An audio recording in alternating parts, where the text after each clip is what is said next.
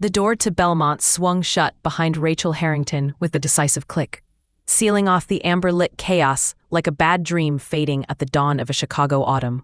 Rain-slicked sidewalks gleamed under the sodium glow of street lamps. The windy city's skyline, a jagged crown of steel and ambition, piercing the October dusk. Rachel's Louboutin heels, practical black pumps she'd splurged on after the Singapore deal, clicked against the pavement in a rhythm that matched her pulse, steady, unyielding, alive. Her fingers, still tingling from the cool leather of her clutch, unclenched as she exhaled a breath she hadn't realized she'd been holding.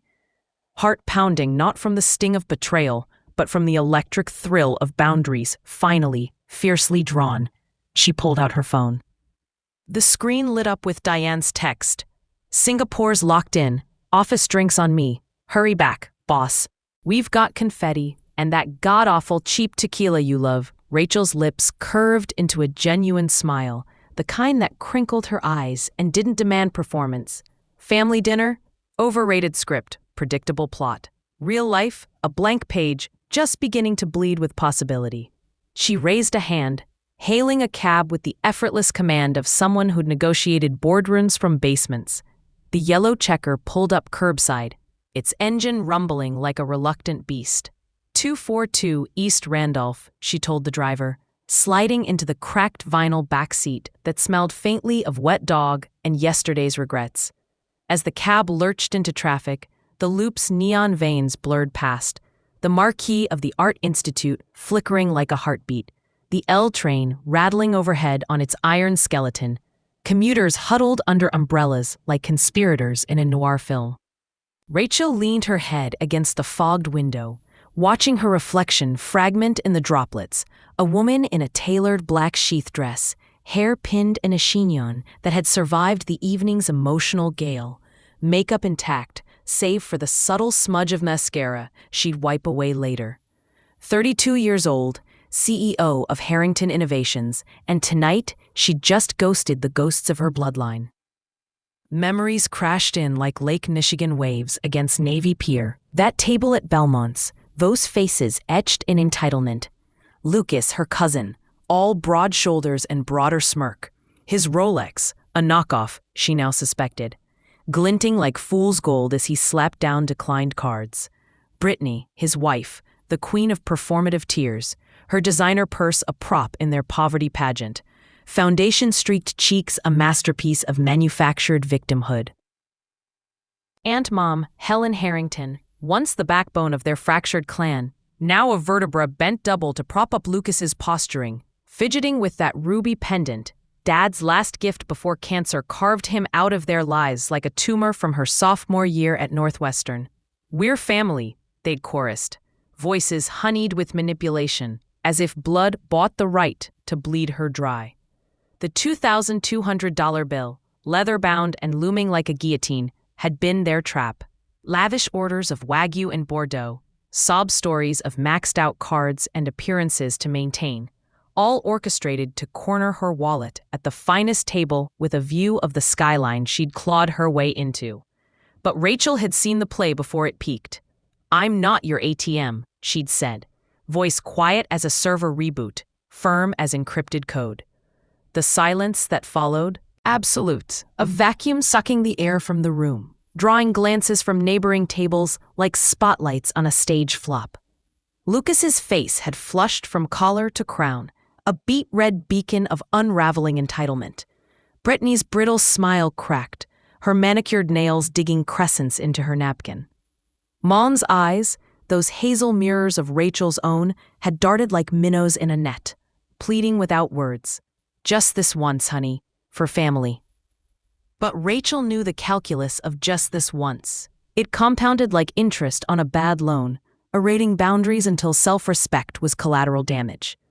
The cab jolted over a pothole, snapping her back. She watched a street vendor hawk roasted chestnuts, steam curling like question marks into the chill air. How many times had she bent? The first Christmas after launching Harrington Innovations, ramen packets her holiday feast, she'd called home to the sound of clinking glasses and laughter. Mom explaining a small gathering she wasn't invited to. High school graduation, valedictorian speech met with polite claps before the fawning shifted to Lucas's middling state college acceptance. Dad's memorial, where she'd stood alone by the casket, whispering promises to a man who dismissed her business dreams as another phase from his deathbed. "He'll be back when reality sets in," he'd said, leaning in her childhood doorway, voice gravelly from chemo. She'd moved that day into a shoebox apartment on the south side, kitchen table doubling as desk, microwave sparking like a firework on the fritz. 18-hour days blurred into nights, clients won one cold email at a time, until Rudy and Corp's six-figure contract hit like a glitch in the Matrix. Validation that rewired everything. Rachel's phone buzzed again. A photo from Miguel, her lead dev, of the office conference table strewn with takeout containers and half-empty energy drink cans. "Hurry up, or we start without you. Diane's already pitching bad ideas." She chuckled, thumb hovering over the reply. These were her people, not bound by DNA's brittle threads, but by the steel cables of shared code and late-night breakthroughs. Diane Vasquez, COO and chaos coordinator, neon-streaked hair, a rebellion against corporate beige, tattoos of quantum equations smaking up her arms like secrets inked in ultraviolet. She'd crashed on Rachel's couch during the funding drought, trading war stories over boxed wine. Her own escape from a soul-crushing ad agency, trading PowerPoints for pivot tables. Miguel Rivera, the wizard of wireframes, who debugged her ancient laptop with a paperclip and duct tape, his abuela's tamales the fuel for all-nighters when imposter syndrome hit like a blue screen of death. And Sarah Klein, in-house counsel and former big law shark. Pearl earrings clashing with her punk rock undercut, who ditched seven-figure billables because soul-sucking wasn't sustainable. She'd believed in Rachel's vision enough to redline the first investor deck on her kitchen island, high on cold brew and righteous fury. The cab pulled up to the glass monolith of 242 East Randolph, its facade a mirror to the city's restless ambition. Rachel tossed a 20 to the driver. "Keep the change," and stepped into the lobby's hushed hum. Marble floors veined like lightning, security guards nodding her through with the deference of gatekeepers to a queen. The elevator ride to the 22nd floor was a suspended breath. 30 seconds of solitude where the day's adrenaline ebbed into something sharper, clarity laced with grief. Mom's next call would come, laced with apologies or accusations. The ruby pendant, a talisman of what-ifs. Lucas might slink back with sob stories. Brittany posting filtered blessings in disguise on Instagram. But Rachel? She'd built this. Harrington Innovations, from a solo gig in a sparking microwave era to a 15-person powerhouse specializing in AI-driven supply chain optics. Singapore wasn't just a contract, it was a gateway, 6 figures unlocking Asia's labyrinth of logistics. The doors parted with a chime, spilling her into the open-plan office that thrummed like a hive at dusk. Exposed brick walls cradled banks of monitors glowing with dashboards. Real-time metrics pulsing green for up, amber for watch, red only in nightmares. The air hummed with the low buzz of servers in the adjacent room, a mechanical heartbeat underscoring the laughter spilling from the conference nook. There they were, her tribe, clustered around the scarred oak table, like outlaws plotting a heist. Diane waved a bottle of Veuve Clicquot, its gold label catching the LED strips overhead, while Miguel balanced a precarious tray of sliders, pulled pork dripping sauce onto napkins, fries dusted with truffle salt from that hole in the wall on Halstead. Sarah fiddled with her phone, queuing up Chapel Roan on the Bluetooth speaker. "Good luck, babe," blasting with a bass line that vibrated the glass whiteboard, scrawled with pivot charts. "Rachel, the prodigal founder returns," Diane crowed, popping the cork with a flourish that sent foam arcing across her vintage Ramones tee, splattering a post-it note stuck to her elbow. She was a vision of controlled anarchy. Doc Martens scuffed from pacing pitch meetings. Cargo pants pockets bulging with USB drives and half-eaten Kind bars. You look like you just mediated a blood feud in a mobster's basement. Spill the tea, or the bourbon, whatever fuels these Harrington family operas. Rachel laughed, a full-throated sound that echoed off the high ceilings, shedding her clutch on a side table like discarded armor. She sank into a swivel chair, the ergonomic leather cradling her like an old friend, and let the dam break. Words tumbled out in a torrent, the ambush at Belmont's, Mom's desperate call 2 days prior. "It's been so long, sweetie, everyone misses you," laced with that silken subtext of need. The finest table, skyline view she'd once sketched in notebooks as a kid dreaming beyond the suburbs. Lucas's sprawl, arm draped like a conqueror, smirking, "This table's for family." Before the chair scrape she dragged over, its legs gouging the marble like accusations. The orders, Wagyu ribeye, lobster thermidor, the 15 Bordeaux flowing like crocodile tears. Brittany's sure venom chime-ins, "Don't take it the wrong way, he's joking," while her diamond tennis bracelet twisted like a barat. The room went still as a server crash, sliders forgotten mid-bite. Miguel's dark eyes narrowed under the fringe of his beanie, fists clenching around his Topo Chico bottle until the glass creaked. "Ese cabrón," he muttered, the Spanish rolling low and lethal, a remnant of East LA streets where family meant ride or die, not ride your success. They treat you like that after everything? The Westfield deal, Europe expansion? You built an empire while they were posting yacht pics on credit. Mama woulda disowned them on sight. Sarah leaned forward, elbows on the table, her pearl studs glinting like warning buoys. She adjusted her glasses, wire-rimmed, perpetually slipping down her freckled nose, and dissected it like a contract clause. Classic triangulation. Mom as the emotional Trojan horse, Lucas the entitled spearhead, Brittany the gaslighting chorus. It's emotional labor laundering, make you feel guilty for their greed. But you? I'm not your ATM. That's not just a mic drop, that's nuking the server farm. Iconic. We should trademark it. Diane refilled the flutes with practiced efficiency, her gaze sharp as a SQL query sifting data for outliers. Bubbles fizzed upward like ascending ideas, catching the light in prismatic bursts. Screw the bloodsuckers. We've got Singapore in the bag. Projected 7 figures by Q2. Asia-Pacific logistics rerouted to our API like clockwork. That's family. The kind that codes at 3 a.m. because your founder's fever dream pitch won't debug itself. She raised her glass, the clink a defiant carillon against the floor-to-ceiling windows overlooking the Chicago River, its waters churning black and silver under the Grant Park lights.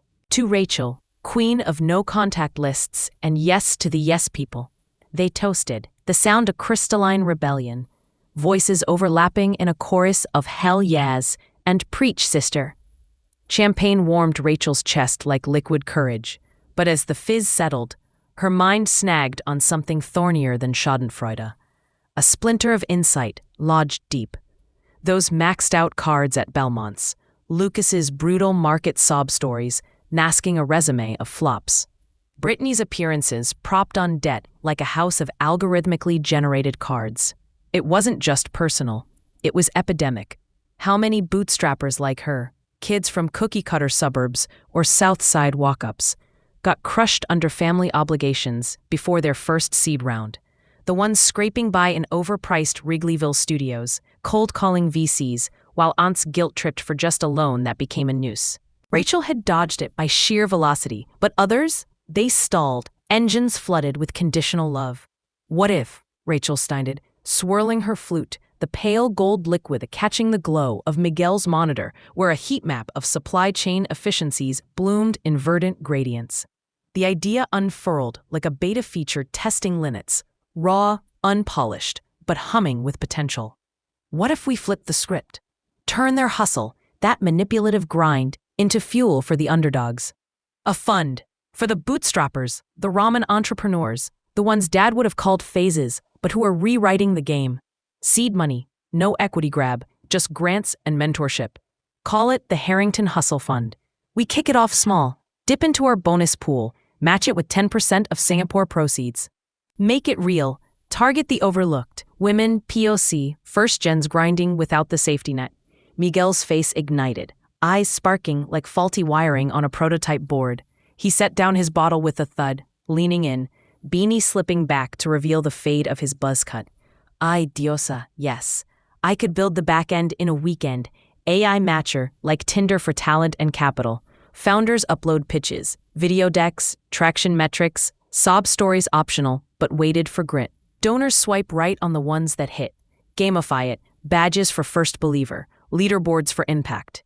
Integrate with our API, track ROI not in dollars, but in lives launched. Sarah's fingers drummed the table, already mentally redlining the structure. Structurally sound. Equity-free grants, tax-deductible under 501c(3) if we spin it nonprofit adjacent. Bylaws ironclad, no conflicts, transparent audits. Target gaps, I've got stats. Black women founders get less than 1% of VC dollars. Latinos, barely 2%. We hit Chicago first. Innovation Hub partners, accelerators like 1871. First wave, 50K total. 10 grantees at 5K each. Mentorship pods, you on vision, me on legalese, Diane on ops, Miguel on tech stack. Diane punched the air, her laugh a bark of pure adrenaline, echoing off the exposed ducts overhead. And the branding? Fierce as. Chosen bonds, because blood ain't always thicker than ink. Logo, a circuit board twisted into a family tree, roots in code. Launch event at the hatchery, free tacos, pitch slams, live DJ spinning Lizzo for the win. First recipient? That barista from our coffee run last week, the one with the eco-packaging startup. Eyes like she could debug the patriarchy. I saw fire. Let's fan it. The table erupted, ideas ricocheting like ping-pong balls in a startup accelerator.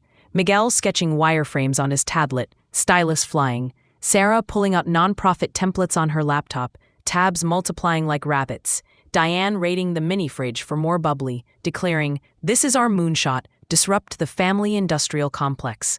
By 11 p.m., the conference table was a war room, butcher paper unfurled like a battle map. Marker scrawls in every color. Blue for mission, empower the overlooked one grant at a time.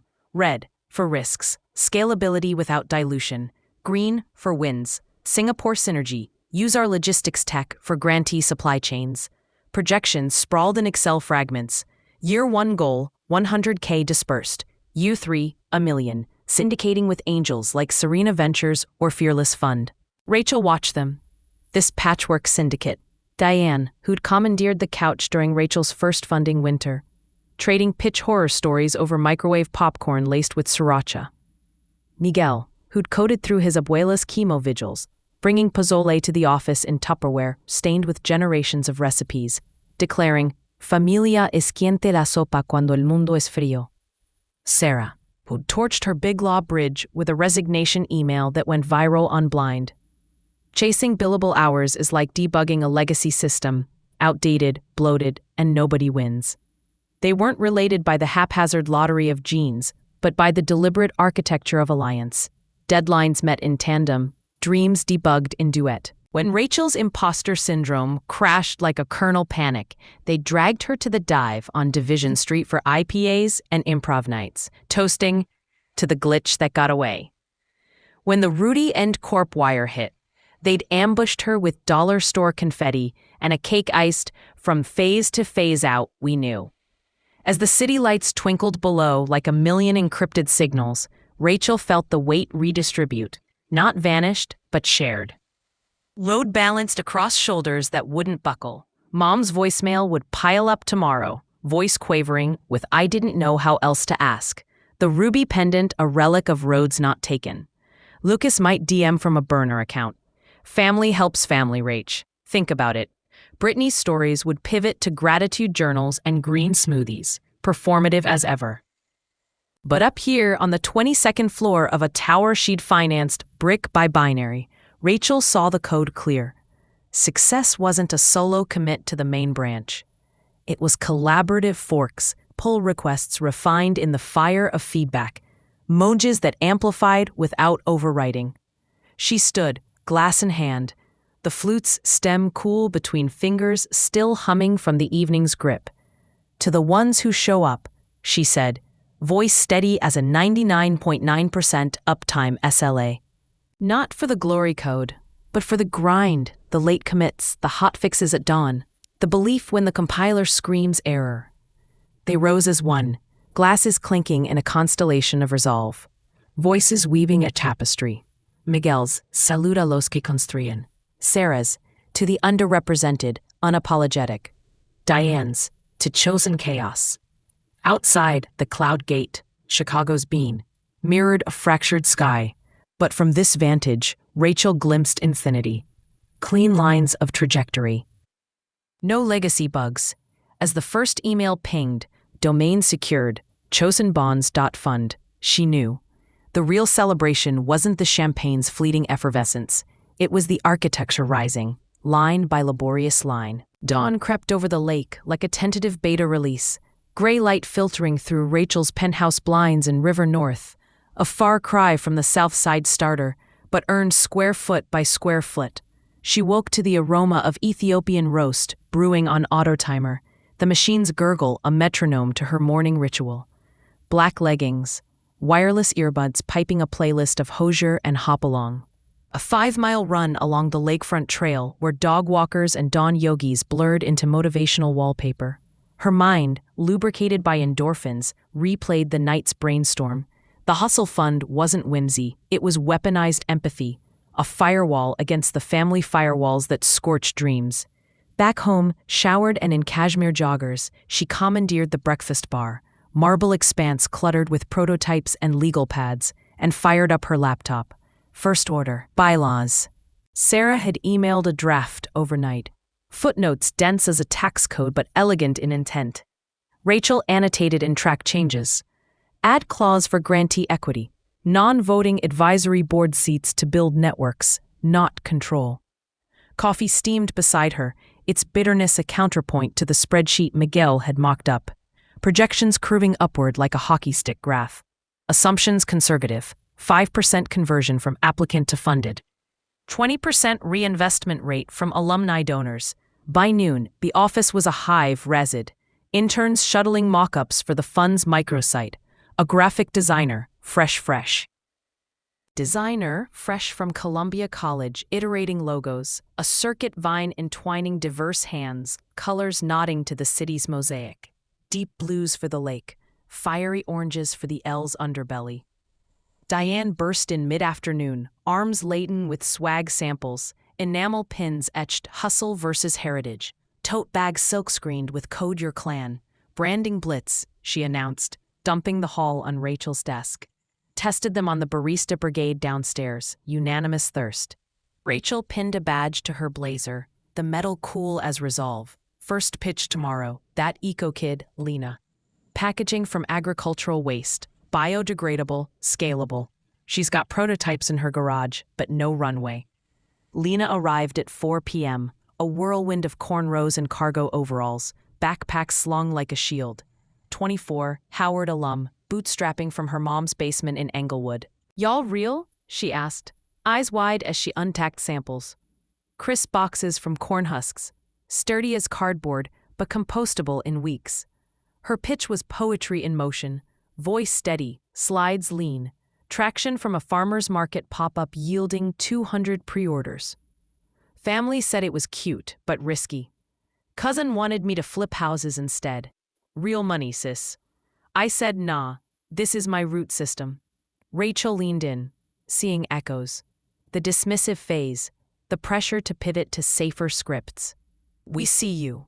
5K grant, plus mentorship pod. Miguel on tech for your econ backend, Sarah on patents, Diane on supply scaling, your call on the board seat. Lena's exhale was a release valve, hissing.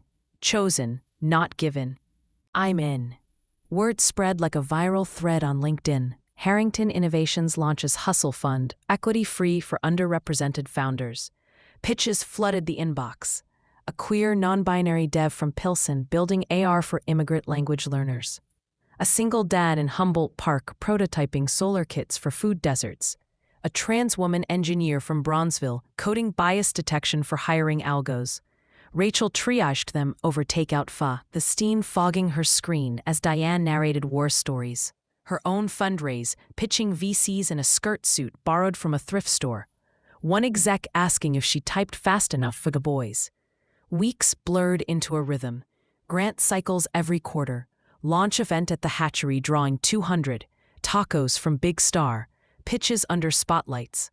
Lizzo remixed by a DJ spinning vinyl from Reckless Records. Lena's first shipment hit Whole Foods shelves by spring.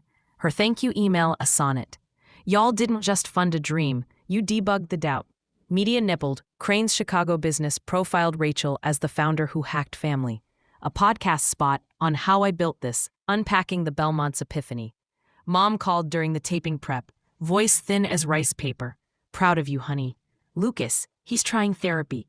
Brittany's in debt counseling. Rachel paused, fork midway to her pad thai. Good. Boundaries work both ways, Mom. Doors open when you're ready, no strings. Silence stretched, then a whisper. I twisted the pendant last night. Thought of your dad. He'd say build your own table. He would. Rachel hung up, the click softer than Belmont's door. Grief lingered, a legacy bug, but the fund was patch, 50 grantees by summer, impact metrics soaring, jobs created, barriers breached. Miguel's app hit 10K users, swipes turning strangers into syndicates. Sarah's network bloomed, pro bono hours logged like victory laps. One evening, post-pitch marathon, the team reconvened at the conference table, now etched with coffee rings like tattoos of triumph. Champagne again, but Veuve upgraded to Dom. To echoes, Rachel toasted. Glass aloft, the ones that bounce back stronger, remixing the noise into symphony. They clinked, the city a canvas below, and in that moment, Rachel knew. Blood might bind, but bonds? They engineered empires.